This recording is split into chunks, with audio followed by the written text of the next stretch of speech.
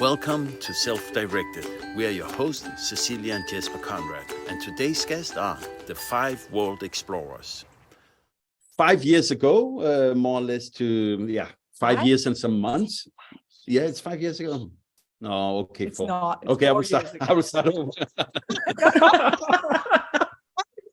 Okay, 4 years ago, we were in Granada to a World School Summit, and we met Sarah and Massey, who is also been traveling for a long time. And actually, I would love to be able to beat them but they have been traveling more days than us. So how many days is it now? It's 1,680 something. Yeah, and which date did you start actually your travels? June 2nd, 2018. Yeah. And that's when we started. No, we started July 1st. Did we? Yeah. We moved out of the We moved out the end of June, yes. We did? Yeah, we did. So we're a month ahead. One month ahead. So now I'm very, very curious. Technically, how would you beat them? The time machine. The time machine. If we travel long enough, it might happen. 2 days in 1 day, or maybe we can try. No, so maybe something was flying around the wrong way, or maybe no. But to get back to it, we had decided to start this podcast because a lot of people, like when you meet them on the street or meet you traveling, they're like, oh, how is that possible? What do you do with the kids and education? And so we are talking with a lot of people who either travel like us or homeschool or unschool or live some kind of self-directed life. So the first, with you being fellow travelers, could be interesting to ask is, where are you right now?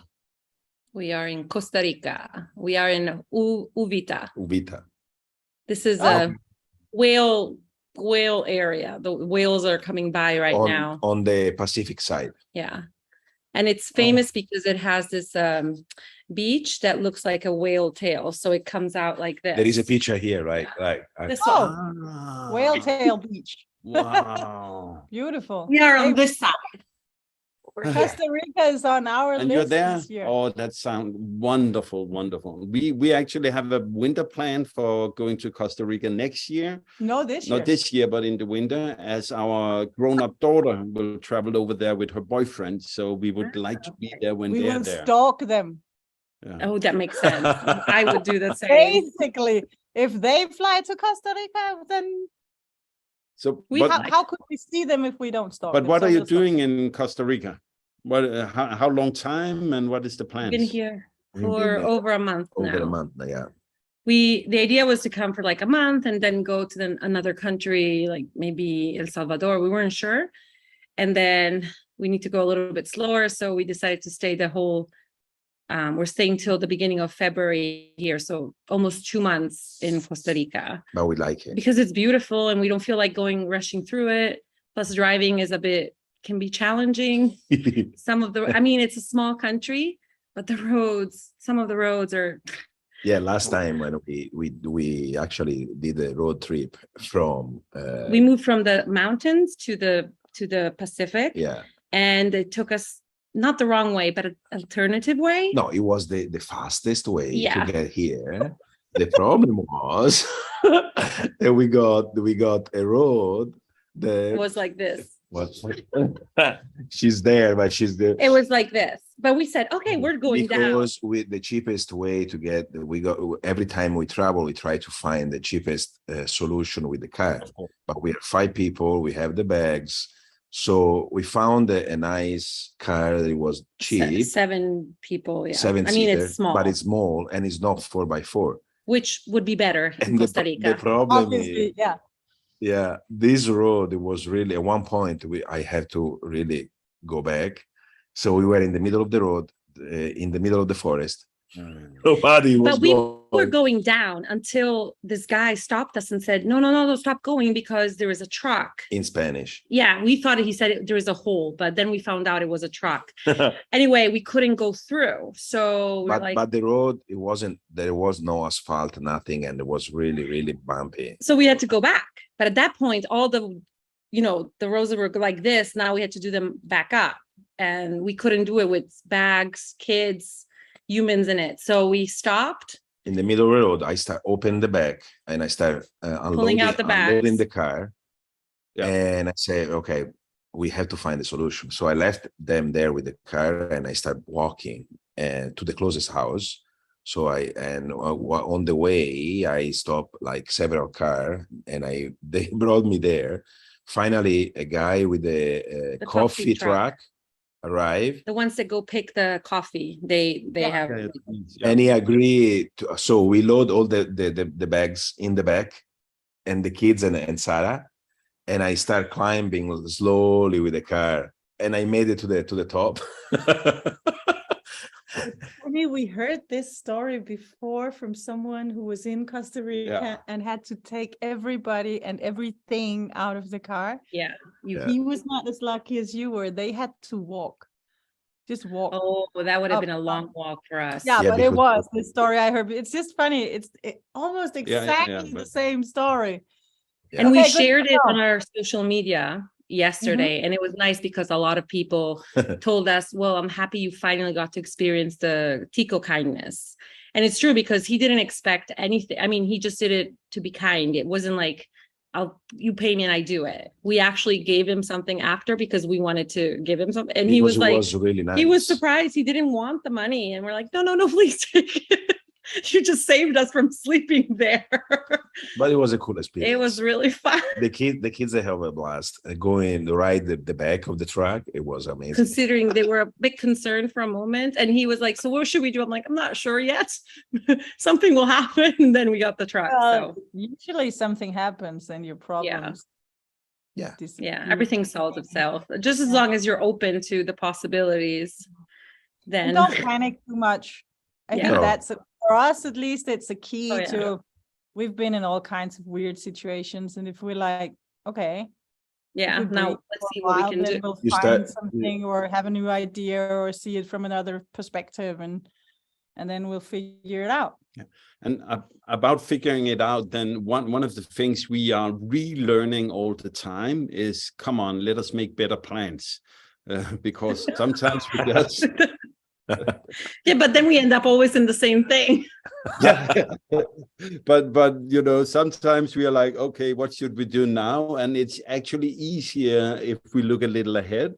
But we actually thought we were going to Egypt next week, and then we started looking at the budgets, the plane tickets. It was more the planes. We're in Sicily, in Italy, and we thought, Egypt, not that far away. Let's go to Egypt. And then all the plane tickets has to take us back up to Rome or back up to Milan. And it's just, we have a van here. So we would fly to Rome, then fly to Egypt, then fly to Rome, then fly back to Sicily, and then drive back up to Rome, where I'm meeting my sister in April. So it was like... you guys in Firenze, we presume. Yeah, it was like stupid. And then we make another... But actually, I wanted to come to a question about how do you do your planning? What are you, or how much do you do planning? Lately, we change a lot, that one too. So after COVID, in the beginning, we were planning. Now we just go day by day, really. We have some things planned out because, like, for example, we're going to Mexico at the summit in March. So we knew that we were going to be in this part of the world. So then we originally thought, okay, we could do this, and we had like a list of 3 countries we would do before Mexico. And then we're like, we don't feel like going that fast. And if we go in a place, we actually want to see some of it. So we're like, maybe we just take one out. And then we took another out. And then we're like, we'll just go to Costa Rica. We will stop in Guatemala because I have a friend there and we can kind of do a few things in the area. But it kind of came up last minute. The idea when we arrived here, it was like, okay, let's do like at least 5 or 6 countries. We got excited. And now we're going to do just Costa Rica and Guatemala. And that's it. That's how you enjoy it more. We do. Yeah, I agree. Yeah. And then, like, for example, here we book a Airbnb. Like, we came here, we booked it for 4 nights. Everything is a little pretty pricey in Costa Rica. But then what we do is after, if we like it, we just ask if we can extend, and we have extended every single place we've been to. So we've been in every place at least a week or more. Yeah. And so we pay a little bit less because at that point we just pay them cash and you save money. So because we don't plan, we don't have everything booked, then we can be flexible. So we were in this place yesterday. We really loved it, but we had booked this place in this other here in Uvita. So we are going back on our way back, but we're changing house because we didn't like the house, but the location was absolutely amazing. The location was right in front of this Hermosa beach, and they was call it. Really Hermosa. And the beach, it's completely empty. There is nobody. And it's black sand. And we just stayed there until the sun went down. It was amazing. So because we don't have everything booked, we know we have to be in San Jose, the capital, for our flight. So up to then, so then we can do, we have that freedom of. We keep it really open. You do have a flight out now. We do, because we are going to Guatemala, but we bought it last week. I'm just asking with the planning, but this is like nomad to nomad. I don't book Airbnbs in advance. Very often, like the day before, or even on the day, we can have like, I need a shower. I just want an Airbnb. I don't care. Or sometimes we, I think it's very different. So right now we've booked something in Firenze and Rome. What is that in English? Firenze is not in English. Florence. Yeah. Because we're meeting with my sister's family, but everything from next week until end of March is just open. So when we talk about planning, we are more like, what country more or less? Will we fly somewhere? Will we drive? Will we aim for hiking experiences, or is there any like cathedrals or museums or something like that we want to? So we do very loose planning. Yeah. But then we have some focal points. Like you say, you're going to the summit in Mexico. So you have something fixed for that. Yeah. Is it you coming in Florence? I don't even know who. We are the hosts. Yeah. Oh, sorry. So because it's our hometown. We just by coincidence, we're meeting with my sister in Florence the same week, but we're not attending the summit. Synchronicity. But we're there. But we can see you anyway. So see, I said synchronicity, no coincidence. Yeah. Okay. Got it. But we are going to hang with my sister and her daughters. But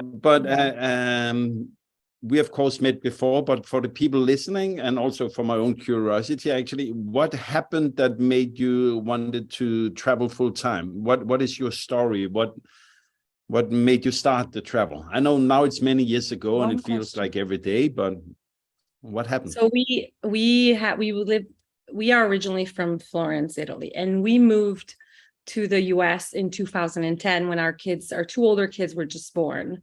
That was the beginning, the travel. Yeah, because everybody thinks we didn't realize it, but now we start realizing it.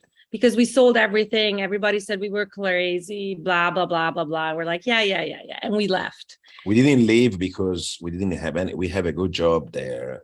I was a physical therapy in the hospital in Florence, and she has her own business. But there is something that was missing. That's why we say, okay, let's try something different. Yeah. And that's what. So we went there, we lived there, we had a nice house, lived in a pretty place. Everything was fine. And then we had Luca, so our third child. And then Mas goes to do this workshop in another state and comes back and he's like, okay, so in January, we're all going to Thailand. And I'm like, no, the kids are in school. We can't, they just got back. And he's like, no, it's going to be fine. We go away 2 weeks. And I'm like, what are we going to do? You have a workshop. What are we doing? And he's like, oh, you just hang out.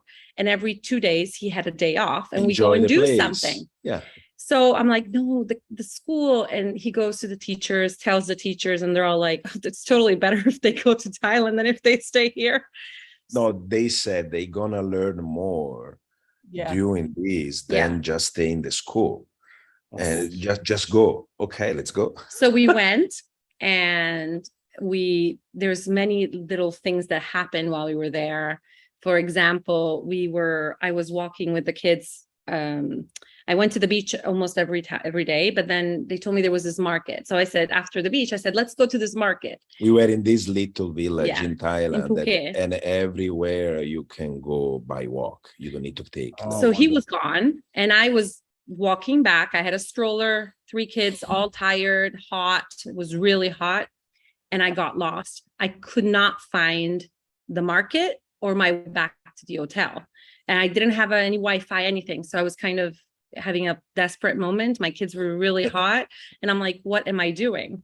And these people on the side of the road had like a little stall, and they offered me water. They didn't speak English. I didn't speak Thai. We're just kind of mumbling things, and they were trying to understand what was the problem. So I told them the name of the hotel. I couldn't get there, and this guy looks it up, and then he offers me a ride, and I get in the car with this. I don't know what. I was just like, okay. I got in the car, and then I sat there, and I'm like, what if he like takes us away? I start thinking all the bad things usually, we think. The kids at that time, they were little. They were little, and Luca was not even 1 year old yet. And I was like, what am I doing? I was overthinking it. He takes me to the hotel, drops us off, doesn't ask for anything. I offer him money. He doesn't want anything, and he leaves. And I was like, wow, it's not true that everything is bad outside of, in the world. Everything is actually, the people are actually good. So then after that, it was amazing, because it was like me with these 3 kids, and I actually trusted what was happening. And then we went on another little adventure where we almost had an accident, but we didn't have the accident. And after that, we're like, what if we sell everything and we just go and travel? And it seems pretty like there's a lot that we can do, and it's pretty amazing. And so the second time again, we sold everything because we rebuilt everything in the US. I was teaching in a school, the acupuncture school, and I was have my own business at home. She has her own business. She started from zero, and she was doing a professional photography. We have a house, the kids were thrive and everything, and say, no. sold everything. There is not a place. Let's start doing it. And we're supposed to do 12 months experience. The first year, the idea was, okay, let's just leave some stuff and do it. And after 12 months, I said, no, let's keep on going. We're not going to stop.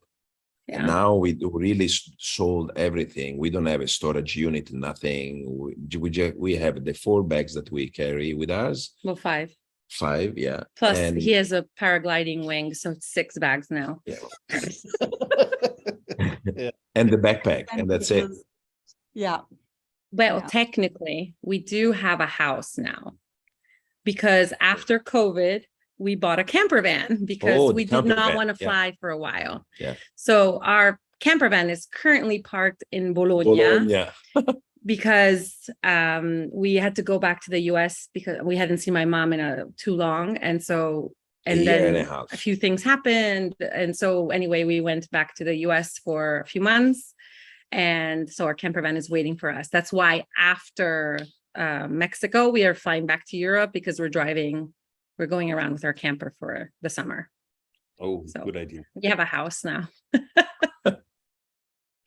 We have 3 houses that way.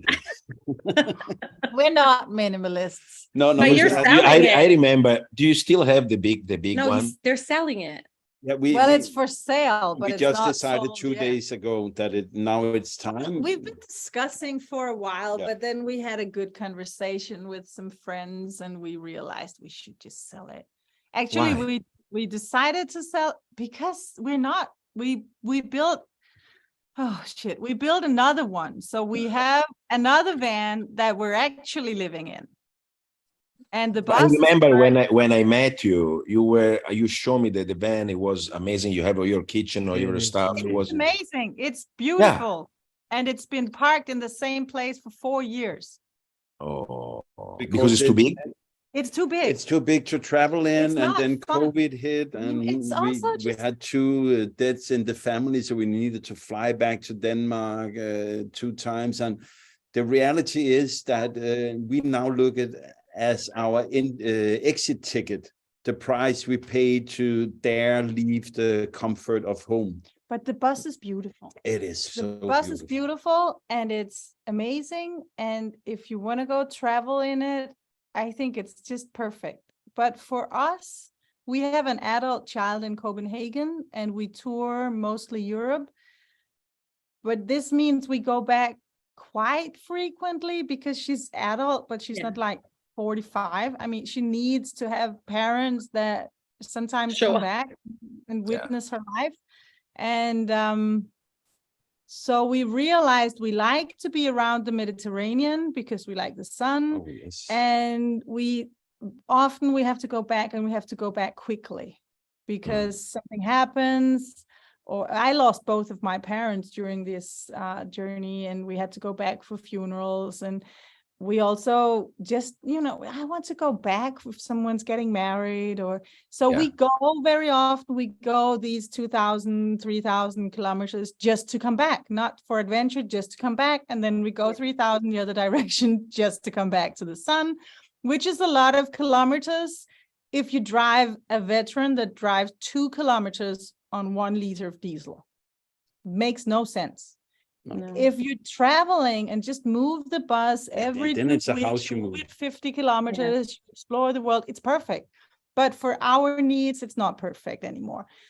And then there's another practical thing, that one of our children has grown very tall and he cannot stand up inside it anymore. And he doesn't have it from me. I'm like normal size human. You don't need to be higher than taller than 170. 1 meter and 75 centimeters. Above that, it's just show off. There's no need for it. And I have a son that's like, I don't know what's going on. Yeah, he's very he can't stand up inside the bus anymore, which makes it a little, it's not fair for him, to be honest. But does he fit in the van? He fits in the van. Has, it's different because the bus has this storage room underneath for suitcases. It's an old tourist bus. So you have a lot of the lower spaces for storage, and then you have the living space that cuts off, and it was good enough when we started, but now it doesn't work for us anymore. He's very tall, so like a normal size family would happily be able to use it. It's just we have a very tall child and we have to respect that. So we sell the bus and we sell the little green van we had because we did the Mercedes that we're now driving and we need only one. So that's what's going on. And we actually been thinking about backpacking, and we will test it out next year when we are going to South America. How about what is testing? I mean, we are doing it. Yeah, that's kind of a test. Testing? Are you going back if you think your backpack is too small? I couldn't have my stuff with me. No. You just had to say it. You have been traveling a lot also during the last couple of years. I've seen Tunis and some places in Africa and what? Tanzania. We did 45 countries so far. Yeah. We went to Mongolia this summer. Yeah. Vietnam. How do you decide on where to go? Well, Mass wanted to drive to Mongolia, but he realized it was a bit of a challenge. I would love to go with the camper van. Yeah. The problem is when I try to make the route, I find out that you have to go, if you go from south, you have to go through Iran. No, it was like, which one was the, anyway, one of these countries was difficult to obtain the visa. You have to apply. They have 6 months to reply, and sometimes most of the time we don't have that time frame. We're already off to another thing. So much planning. Yeah. It was impossible because we were in Turkey, so that's why we spent 5 months in Turkey with the camper van. It's amazing, guys. If you have a chance, go there because it's a beautiful country. We were in Turkey last summer. It's beautiful. Yeah, we love it. But Istanbul is amazing, and we love it. But the rest of the country is. Because many people didn't even see it. They just go to Istanbul and Cappadocia and that's it. But Cappadocia with a camper van is amazing. You just sleep and you wake up because they're blowing up the outer balloons around. Sorry, I had to say it. Yeah. It's fine. It's like we went back twice because one morning we had to actually move our camper van because they're like, you're right in the parking. We're like, we drove right to the border with Syria. We went to see Göbekli Tepe. Nice. It's amazing. And the cool thing going that direction, it was that nobody, they don't see many tourists. Mostly it's Turkish. They go the route. So we stop a gas station at one point, and the guy ran out and say, "No, don't leave." Don't in Turkish. We try to manage to communicate. And the funny thing was that he want to offer us just tea. And he gave us tea and everything because he didn't see many tourists, so he want to just talk. So we communicate with Google Translator. We find a way. So it wasn't an other way. So the other way I was saying that to go in north side, but north side it was Ukraine and Russia to cross to go to Mongolia. And the moment it was the war, I say, okay, like, forget about it, let's fly. Yeah, but we wanted to go. So most of the places we go to is because at one point there were, let's say, one of us wanted to go there. And so then we've always tried to make short flights. So not like, go from Australia to Costa Rica, but make it in a smart way. And so we tried to go like where we had the least jet lag. But now because of coming here from my mother, so then we're going to have to go back to Europe. So we've had a few jumping up and down. And it's cheaper too, because if you for a shorter flight, you're gonna spend less money than longer flight. Or maybe you can skip the flight and just take a bus or something. Or just take a bus. Yes. Yeah. So, actually, we were looking yesterday to go from here. From Guatemala City to Veracruz, where the summit is. It was like 21 hours, and you had to change. It was not worth it. It was. And the price of the bus was almost like the price that we pay for the plane. So it's like, okay, let's fly there. Yeah. Sometimes you have to consider it because we are 5. So it's and one is still a little young, and sometimes it gets a bit. If we are traveling too long, then it gets stressful. Yeah. How old are they now? So Luca is turning 7 in a month. The 27th of February. And Emma. Cosimo are 12 and 13, both turning 13 and 14 this in a few months. So they're almost moving away. Yeah, I know. Well, Mas told them you have to go. He's doing the countdown of when they're moving out. No, because in Italy at 14 you can get the license for the motorbike. And I say, Cosimo, as soon as you turn 14, I'm gonna send you to your grandparents so you get the motorbike. No, he's not. I'm joking. No, I'm joking. Yeah, of course. Yeah. He's staying with us. I presume it's a question you also are met with often. We are met with the, so how about money? And our answer is always, well, we work, but how do you make ends meet in your end of the world? Well, first of all, clearly we try to stay on have a kind of a budget of what we do. We don't go too much over when we book things. We have our limit price, but then we have to be flexible in the countries. Some countries are cheaper, some are more expensive. So also when we go places, if we go in an expensive country like Costa Rica, that's why we go to Guatemala and Mexico. They're a little bit cheaper. So we try to combine the two. Or we try to ask like for this house that we just rented, we got a discount. We ask, and sometimes they give you a discount. And the lady was nice; she gave us almost $200 discount. Yeah. And we normally do like 1 or 2 days, and after we try to bargain, and so we avoid the expenses. They don't want to pay the extra stuff to Airbnb. Too much. So, and then or sometimes we do house sitting. Yeah. Nice. Or when we are on that side of the world, we travel by camper van. So we're saving a lot of money. Yeah. We have a YouTube channel. So we ask, especially for when we do experiences, we often ask for a discount or for free, depending. Because we're offering to do a video, and we've had we did a private hot air balloon flight in Cappadocia, which was half the price because we were doing a video about it. And we got just out of the blue. Sometimes happen, and it's cool when it happened. This lady called us in Mongolia, and because she wanna show us her family was hotel, right? Yeah. Family hotel. So she invited us there, and she said, if you do a video for me, I offer you a food for free. So in this amazing restaurant, there was a 5-star hotel. We didn't have idea. So we met her, we stayed with her a couple of hours. She showed us around, we did the video, and we had this amazing meal. And 2 days before leaving Mongolia, we didn't schedule anything. So she offered us a room in a hotel for free. We didn't spend anything. That's a good way to travel. But we did create an income for us before leaving without knowing. I mean, we hadn't planned to travel at the time, but when we moved to the US, we moved when there was the economical crash. So, I mean, right after. So everything was extremely cheap when you come from Europe, and the euro was very strong at the time. So when we converted In Arizona, yeah, depends when we which state. our euros to dollars, we got a lot more out of it. And so we were able to buy a house for us and buy some investment properties.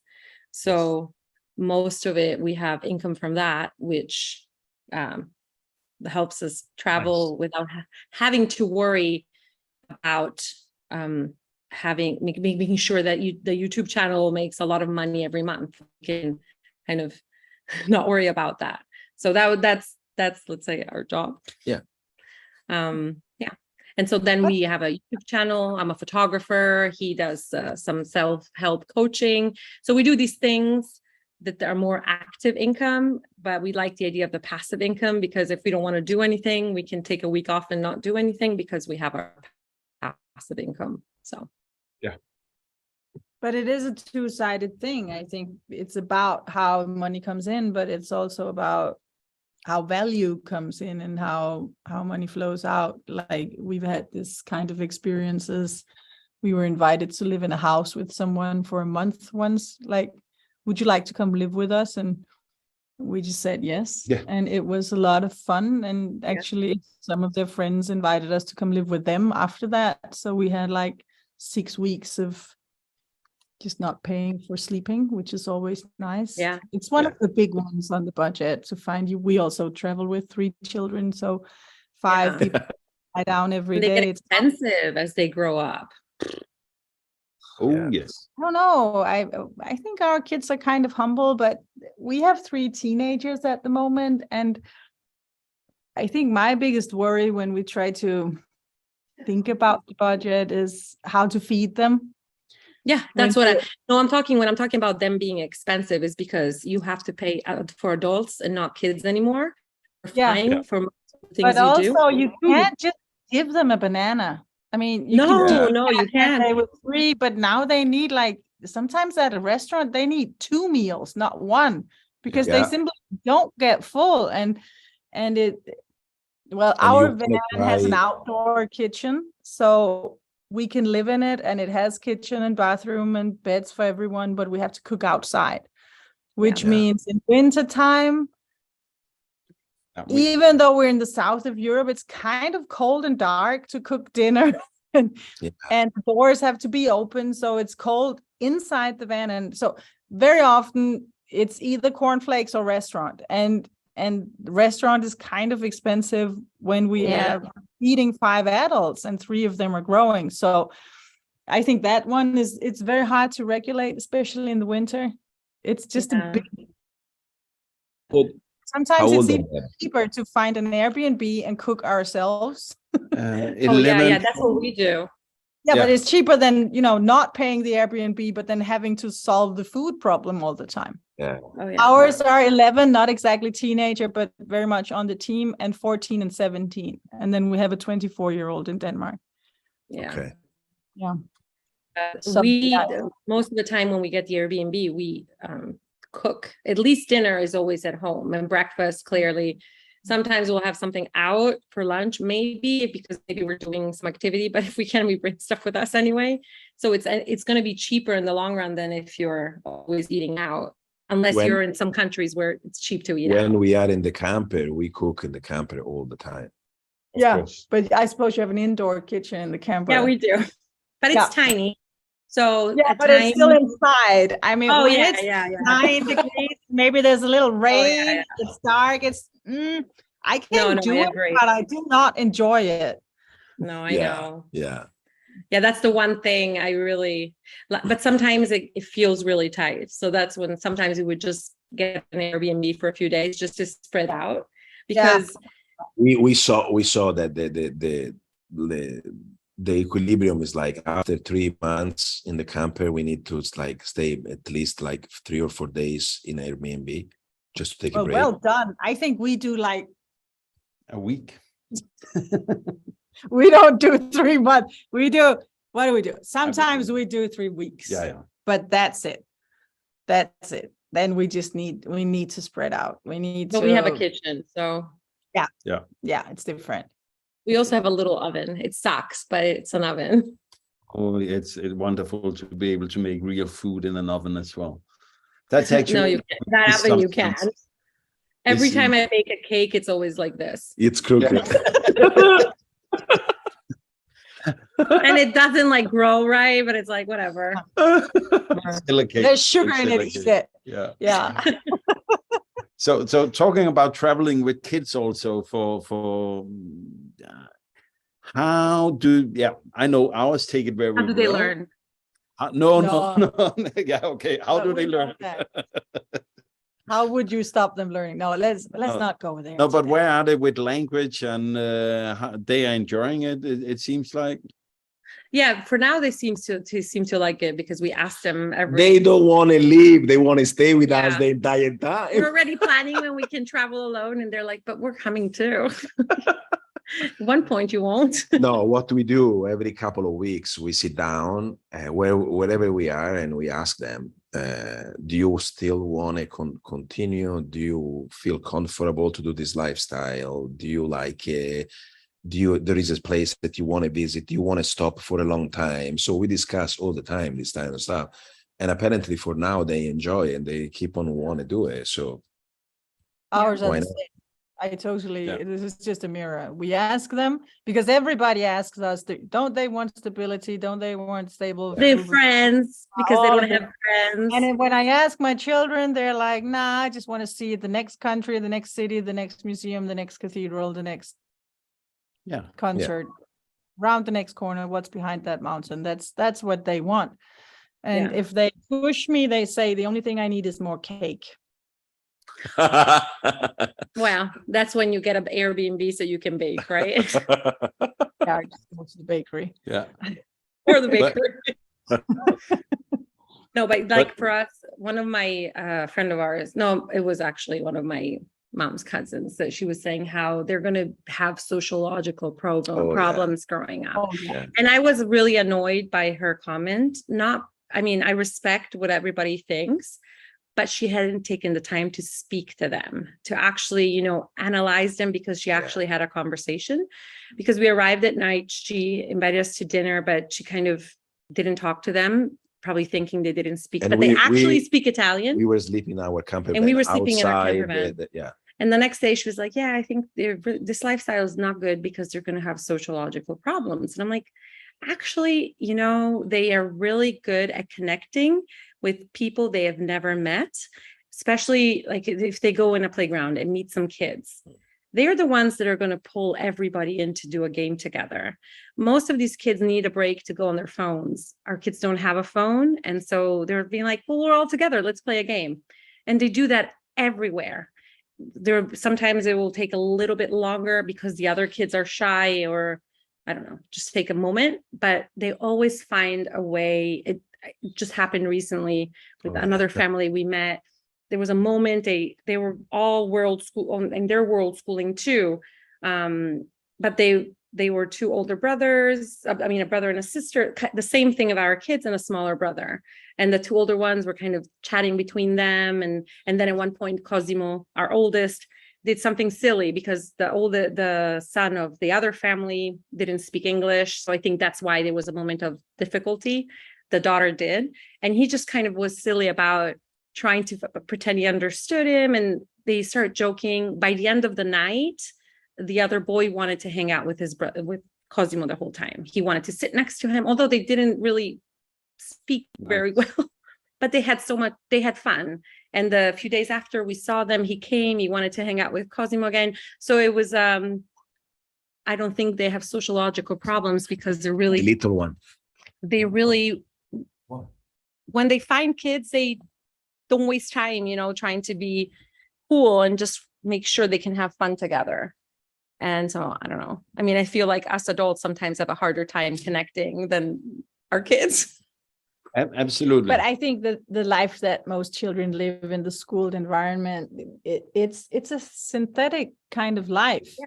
It's very, very different from what I would perceive as reality, where you move around with your heart as your guide, and you end up in kinds of social situations with all kinds of people in all kinds of contexts. And your children as well as mine, they live like this, and they learn sociologically to handle being in a very nice museum, and you have to be all polite and have your back straight, and to hang out at a beach with 200 other hippies and do the bonfire barefoot kind of lifestyle. They can manage anything, and they can also manage in languages they speak, in languages they don't speak, in languages they halfway speak. My kids have a lot of languages they can navigate but not exactly speak, just like me in Italian.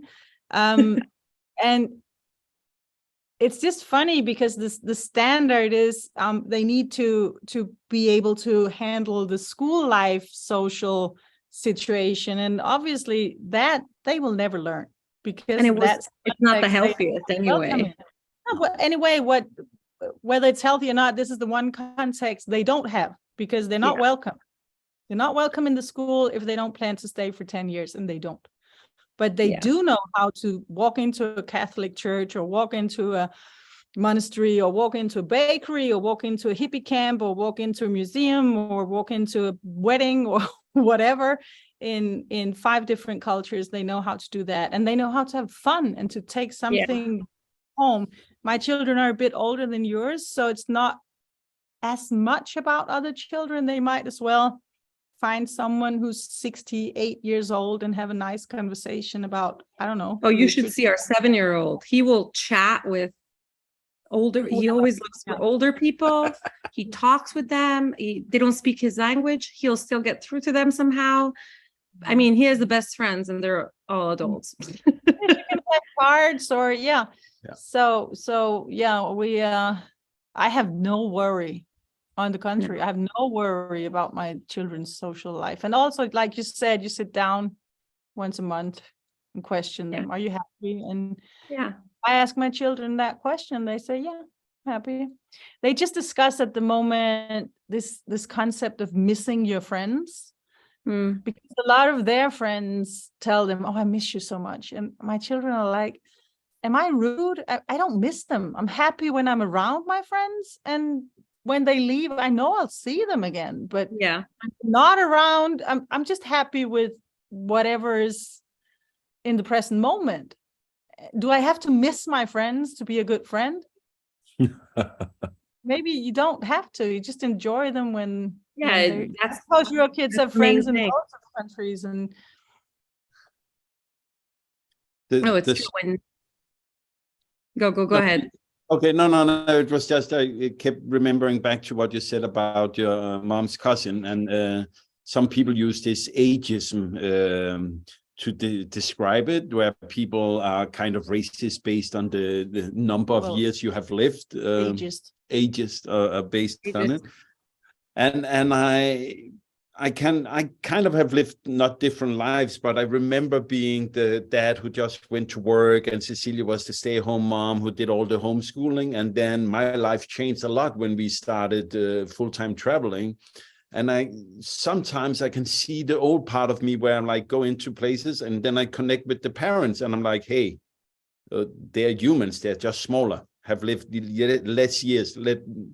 Do not ignore them. I can hear that voice in myself sometimes, because I have been there as well. I understand where they come from, the people who do it, but I'm very happy to not be there anymore. And it's kind of strange when I see it. Sometimes I actually have experienced our children being kind of, that was rude. He didn't talk to me. Why does this guy come into our house and don't even say hi to me? That's weird. True.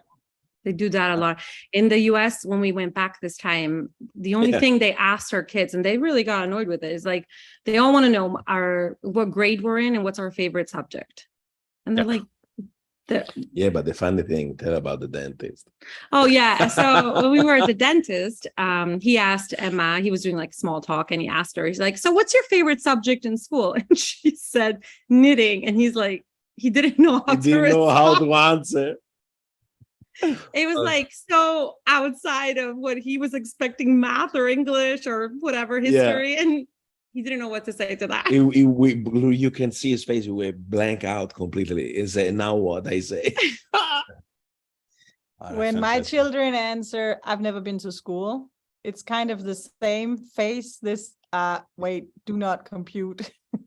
Especially because when they like, and when they ask him 17-year-old, he's so big, and when he says, well, I've never been to school, but I study psychology, and they're like, wait, what? It just yeah. But on the other hand, maybe they are two really good questions to ask schooled children somehow, you know. And a way to connect with and let's not be too rough on other people. You can expect children to be in school. Most children are in school. You meet a child, it's a good guess that their life is based on a school life. So we just have to find a way to come up with good and respectful answers to this. Also, because it's not legal in a lot of countries to homeschool. So most people never heard about it. And I mean, I come from that as well. Oh yeah. It's just interesting to see how, if you observe, and we probably all did the same when our kids were in school, the first thing you ask a kid is not like, I don't know, what's your favorite thing to do when on your free time, but it's what grade are you in and what's your favorite subject? It's like, there's so many things you can ask a child, and that's the main thing. And then it ends there. There's no more from there. There's no dialogue. Right? It's like, so that's where you're like, okay, you're treating him like a kid, that's all you can, that's his only possible conversation. Yeah, but if you notice, sometimes in between adults, we do the same. There is the same conversation. What's your job? How's your job? What's your job? What did you do? It's the same. And most of the time, boom, it's go flat. There is nothing more. Yeah. But it's funny when your kids point it out and say, Mom, they keep on asking me these two questions. What grade am I in? I'm like, oh, I'm trying to figure it out. Our kids don't know. I remember last year, I think it was about a year ago, everybody started asking our oldest son, who is now 17. So what are you going to do next year? And he was like, next year, what? What are you going to do after the summer? And he was like, we're going to Barcelona, I think. But then he realized, had I been in school, I would have been done with school this year. So that's why they asked me. And he was like, I'm going to read my books and travel the world like I always do. Why would it change it in September? But because what do you call it? Like fundamental school. It's over, and he could have started high school. Then it was a game change, and everybody asked him, what are you going to do? And he was like, I think Italy. It was just fun. Yeah. I would love to have time for some questions more, where one of them is one of them is just for people who are listening to this and it's like, okay, that sounds awesome. We also want to travel. What would you 2 or 3 advices be to people who have the dream but haven't dared doing it yet? First thing, you have to unschool yourself. So get out of the mindset and belief system that the life has to be lived in that way, because they taught you since you were young that you have to have a good job, make money, buy a house. If you just open to the possibility to get out of the box, you can see the opportunity that are everywhere.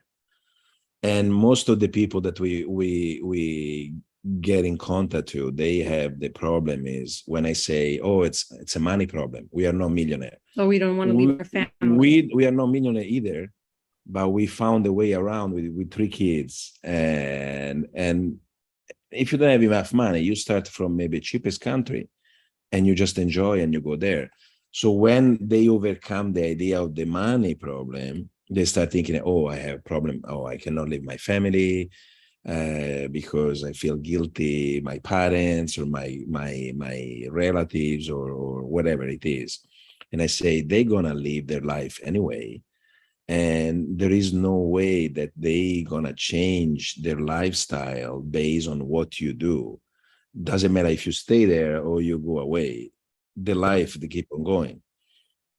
So when they overcome that idea, at that moment, they start realizing, oh, maybe I can try. But the moment the fear is coming, say, what is gonna happen? I don't know what to do. Where I go? And it's not easy because it took us like 4 years now to get out from the comfort zone that you have when you stay in one place and you have everything available close by. Because when you change country or when you change, you have to change your behavior based on the place that you are. And it's really the environment that you immerse yourself if you want to really travel, because if you be a tourist, it's a different story. You just go there for a week or less, and you don't care because you behave like you behave at home. You bring your behavior with you and nothing change. When you start really traveling, the mindset change. So you're not a tourist anymore. You have to change based on your country that you are.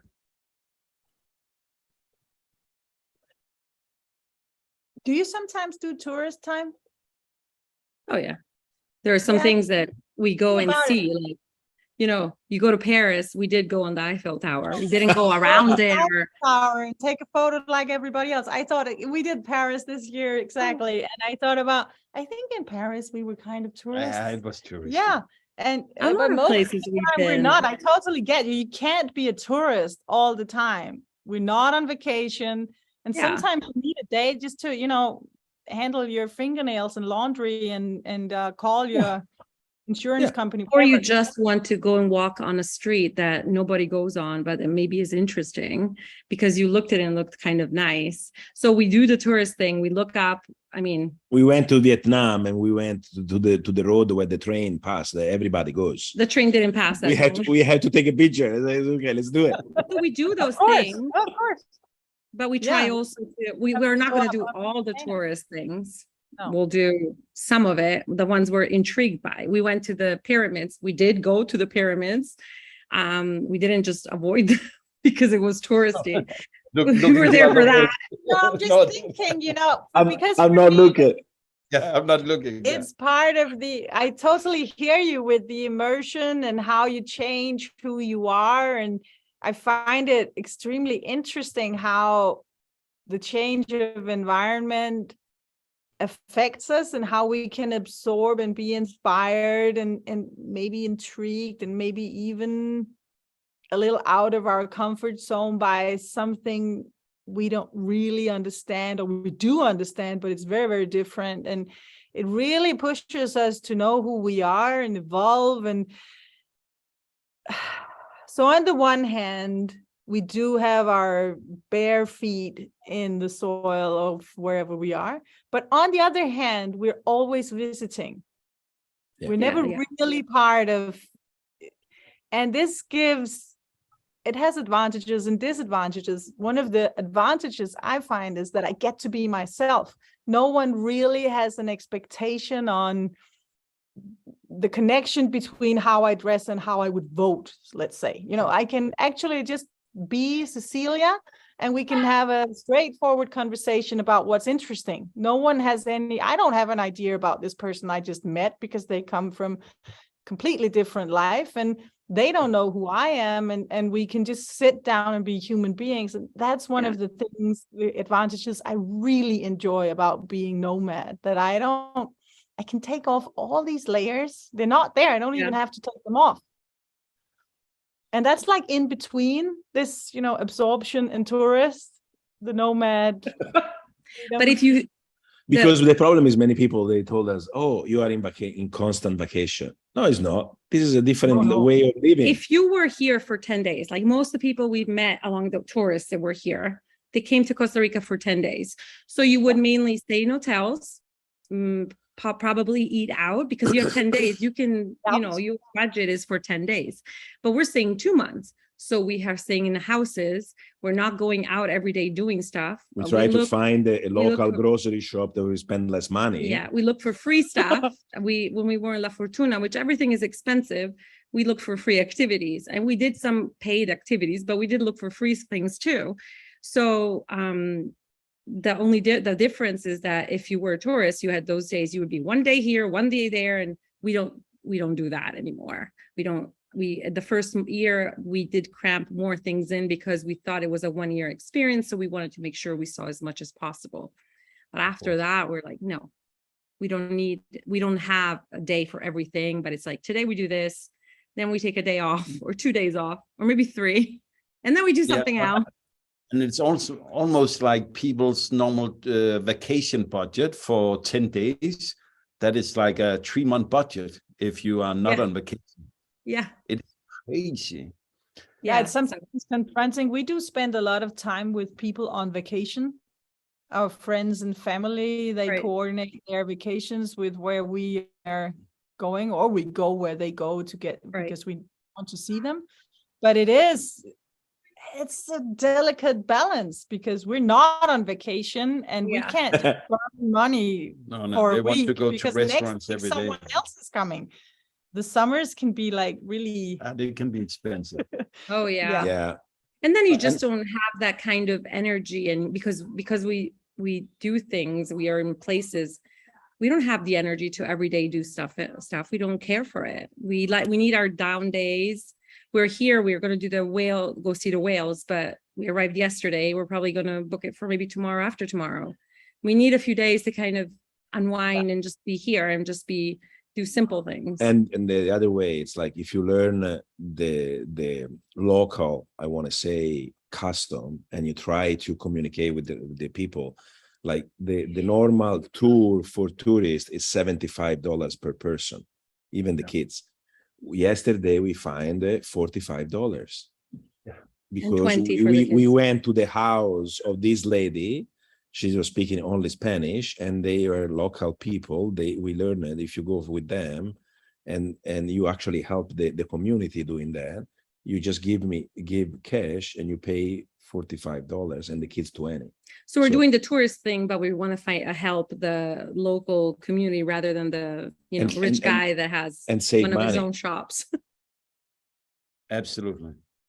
I also think in our experience, when we stay longer somewhere, it seems like something changes. Like it's a different level of adventure that you can get if you stay more than these standard 10 days or whatever it is. It's like the grocery store or someone at the bar or the beach, they notice you and you just become part of the environment, and then other things happens. We got invited brewing wine in Catalonia, like really old school with our feet, which was a lot of fun, and we wouldn't have if we hadn't stayed more than a week. No. So these adventures of not leaving, I think it can look very nice and fine to say I've been to this and that many countries this year, but there is a layer of adventure that we don't get if we don't risk just staying and maybe even being a little bored. We went to Monteverde before here, right? And the lady that we stay at Airbnb, we start talking and we became friends. Now she said, when you come back, you have a friend here. She actually managed to, we went out together one day with the kids. She has 2 little kids. So she brought us in this. It's like a farm that, it's a hotel, farm. Ecological. But they have a forest. And so we can see animal. So normally you have to pay. For every forest, you have to pay. Everything. To go hike in it. And it was a lot of money per person. And because we were with her and we said we were local and we stayed to her Airbnb, we managed to get it for free. And we went for a hike with her. We went to a hike for her. We saw a lot of animals. We took a lot of picture, and we went around and we didn't pay anything. So you get this stuff along the way when you give yourself time. Exactly. And it returns back to your story from Thailand, asking for help and getting help. And it reminds me of this fear you can have of traveling and how are people. And then sometimes I remind myself, hey, I'm a nice human being. I don't bite people if they come to me. Why should other people not be nice? It's kind of a weird fear that is built in us somehow. So yeah, and then a lot of people think it's so scary. There's this and that, they'll ask us like, what was the scariest thing that happened to you? Aren't you scared to go there? And then I think of how many people get shot every day in the US. I'm like, how is it safer there? Kids can't even go to school and feel safe. No. I'm around the world and I don't feel scared of what is around me. I'm careful to, if they tell me don't go in that area because they told us there is a place here. Everybody told us not to go there. It's not the safest place. So we're not going to go. We don't need to go there. We don't need to go in every single place. Or another person told us, oh, they broke into our car in San Jose. Well, we're leaving our rental car and we're just going to stay in the capital a few days without a car. So I don't have to worry about the car. Yeah. That's not even mine. So we listen to the locals that tell us, give us recommendation, not to the fears of other tourists, because. But at the same time, we learn, because in the beginning we say, oh, okay, let's go ask in social media what we should do in that place, and we learn that we shouldn't listen. No. We just go what we want, we feel it, because most of the time we never listen. We got recommendation, and we'll just learn that these people. These people, they went in that place and that's it. So they really couldn't give you a good opinion about the country. Yeah. I think on the subject of fear, it's been a big theme for us in the respect that we really don't play with fear. I think very often even locals are fearful. Mm-hmm. We get this recommendation, oh, you have to lock everything up and please put your car in a locked parking and make sure there's the guard and make sure you bring your things all the time. And sometimes if we arrive really late after traveling really far, maybe we didn't really eat anything, we get distracted in a way from our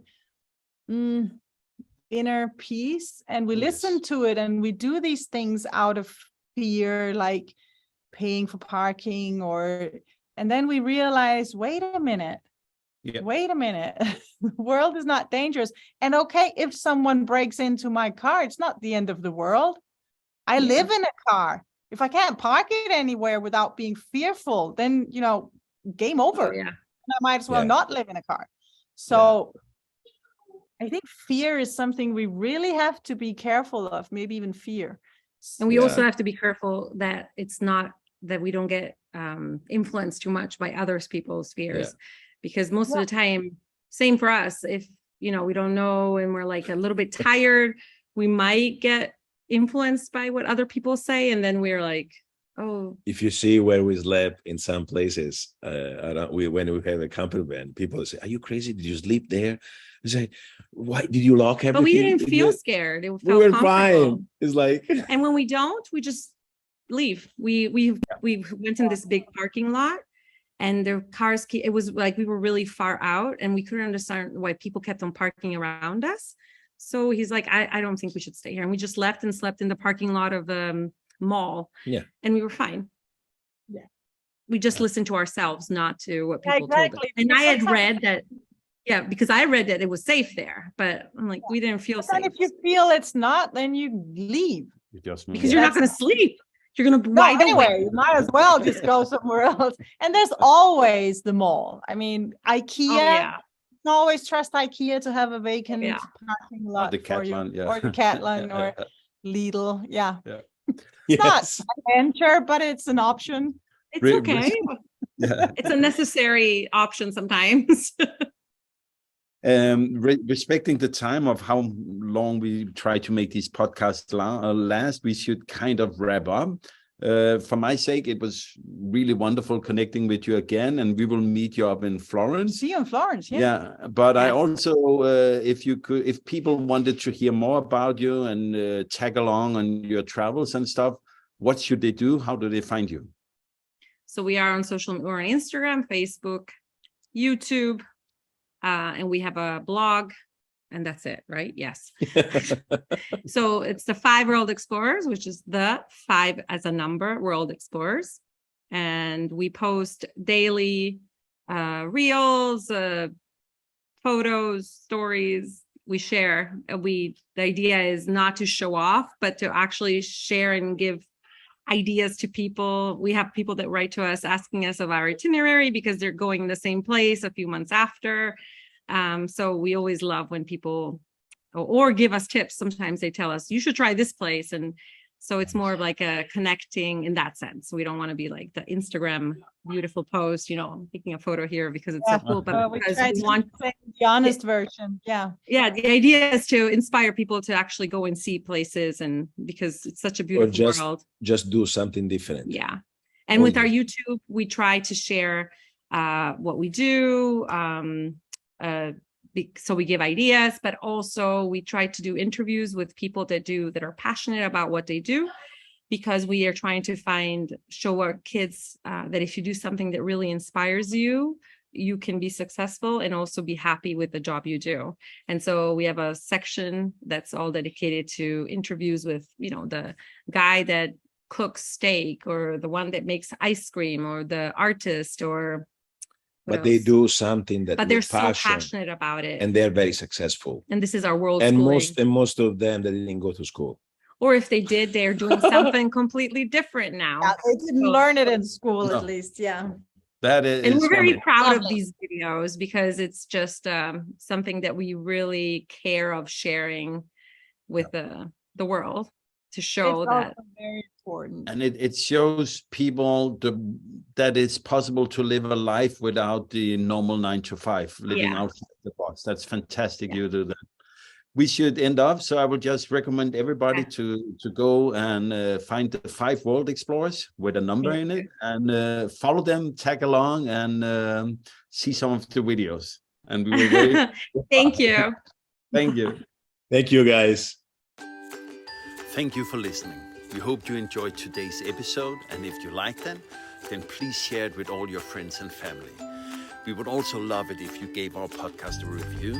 Thanks. And if you want to support our podcast and work, then you can find us on patreon.com/theconradfamily. We will continue to travel full time, and if you want to tag along, then please follow us on Facebook and Instagram @theconradfamily. And you can also read more than 100 blog posts on our website, theconrad.family. Until next time, make a wonderful day. Thank you.